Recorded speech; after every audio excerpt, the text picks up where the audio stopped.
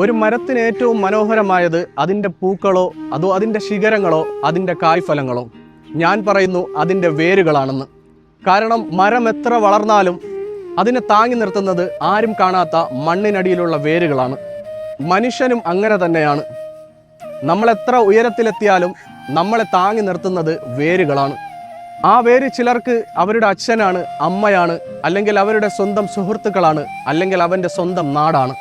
പക്ഷെ നമ്മൾ വളർന്നു തുടങ്ങുമ്പോൾ ആ വേരുകളെ പതിയെ മറന്നു തുടങ്ങിയേക്കാം. കാരണം മണ്ണിനടിയിലുള്ള ആ വേരിനെ കാണാൻ സാധിക്കില്ലല്ലോ.